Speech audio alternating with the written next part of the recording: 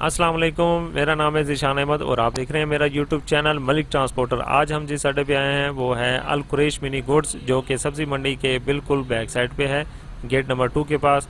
आइए इनसे बात करते हैं। और सर, आपके पास ये गुड्स ट्रांसपोर्ट का जो अड्डा है इसका क्या नाम जी, न्यू अल कुरैश सनावला मिनी गुड्स सब्ज़ मंडी मुल्तान। सर, ये आप कितने अरसे से मिनी गुड्स ट्रांसपोर्ट का काम कर रहे हैं? ये अल्हम्दुलिल्लाह जी हमारा माशाल्लाह कोई 15-1 साल से कारोबार है इस। जी जी, पहले गुड्स था, उसके बाद मिनी गुड्स पे आए हैं।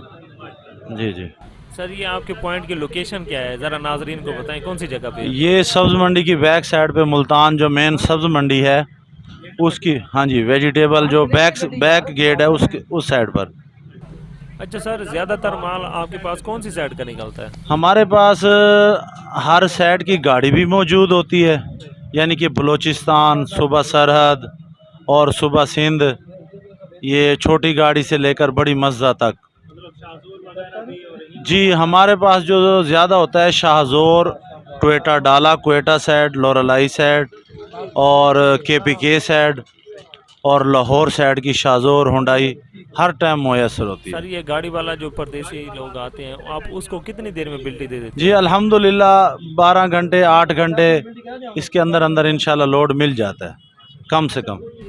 सर, ये जो गाड़ी वाले आते हैं, जो बाहर से आते हैं, जो आपके पास नहीं आ रहे, जी तो जी मतलब अगर वो आए तो उनके लिए क्या पैगाम जी, है?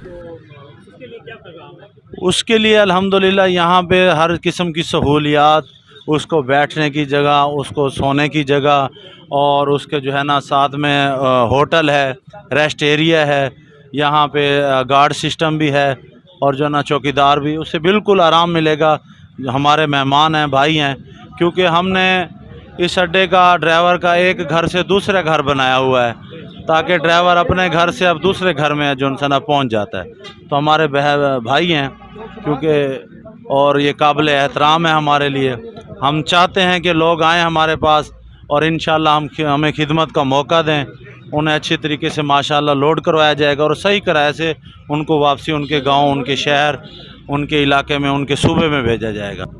सर, ये जो नया गाड़ी वाला आपके पास आता है तो उसके लिए ज़मानत का आप क्या तरीकाकार होता है आपके पास?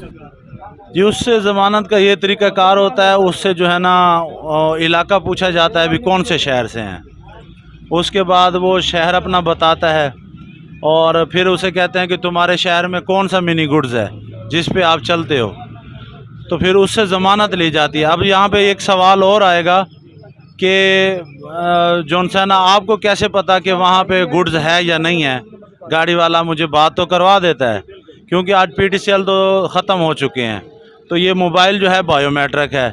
अब उसने कह दिया कि मेरे इलाके में फ़लाँ गुड्स है, ये लें, उससे बात करें और मुझे माल लोड करवाएं, जबकि वो गुड्स नहीं है वहाँ पे, किसी से उसने बात करवा दी।